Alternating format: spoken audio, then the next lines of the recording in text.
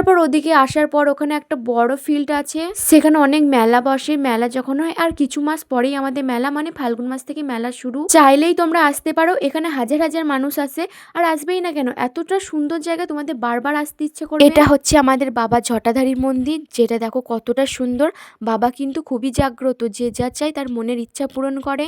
এখানে অনেক মন্দির আছে, বলে শেষ করা যাবে না। আর এখানে নতুন নতুন আরো অনেক মন্দির হচ্ছে, এগুলো অনেকে হয়েছে, আগে এগুলো ছিল না, আস্তে আস্তে অনেক মন্দির তৈরি হচ্ছে। আর এদিকে দেখতে পাচ্ছ অনেক ফুলের গাছ আছে, এখানে অনেক রকমের ফুলের গাছ আছে যেগুলো হাত দেওয়া নিষেধ। এখানে অনেক মন্দির আছে, আমি এত মন্দির ভিডিওর মধ্যে নিতে পারবো না, নিলে পরে অনেক বড় ভিডিও হয়ে যাবে, সেই জন্য তোমরা দেখে যেতে পারো একবার এসে। আর এখানে লক্ষ্মীনারায়ণ মন্দিরটা নতুন হয়েছে, আমি যখন আগে এসেছিলাম তখন এটা হয়নি, এখন হয়েছে নতুন। আরো অনেক মন্দির হচ্ছে নতুন নতুন। এখানে একটা পার্কও আছে যেখানে অনেক গাছ লাগানো আছে, আর এখানে বসারও জায়গা আছে, আর এখানে বাচ্চাদের খেলার জন্য জায়গা আছে। এত সুন্দর জায়গায় কি না এসে থাকা যায়? আর এখানে আসলেই মনটা অনেক শান্ত হয়ে যায়। এখানে মা শীতলা, রাধা কৃষ্ণ, সমস্ত রকমের ঠাকুর দেবতার মন্দির আছে। আর এখানে কিন্তু একটা অনেক বড় পুকুর আছে, দেখতেই পাচ্ছ কতটা বড় পুকুরটা।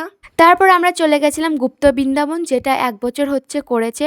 আর আমরা যে দেখি দরজা বন্ধ করে দিয়েছে। তারপর আমরা যে বললাম, আর আমাদের জন্য খুলে দিল দেখার জন্য। এখানে কিন্তু ফোন অ্যালাউ করে, কিন্তু এখানে নিজের ছবি তুলতে পারবা না, তুমি ভিডিও ছবি তুলতে পারো কিন্তু নিজের বাদে। আর ভেতরটাও তোমরা শুধু দেখো কতটা সুন্দর। এখানে শ্রীকৃষ্ণ জন্ম থেকে শুরু করে সমস্ত কিছু এখানে তুলে ধরা হয়েছে, দেখো কতটা সুন্দর ভেতরটা। আমি অনেক কিছু বুঝি না, অনেক কিছু জানিও না, কিছু ভুল ত্রুটি হলে ক্ষমা করে দিও তোমরা।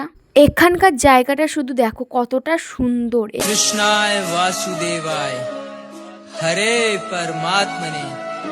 দেখতেই পেলে কতটা সুন্দর, আমি ভিডিওতে বোঝাতে পারবো না, না দেখলে কেউ বুঝতে পারবে না কতটা সুন্দর। যাই হোক, তারপর প্রসাদ খেয়ে নিয়েছিলাম, তারপর চলে এসেছিলাম বাড়ি। আজকের মতন এখানেই, টাটা।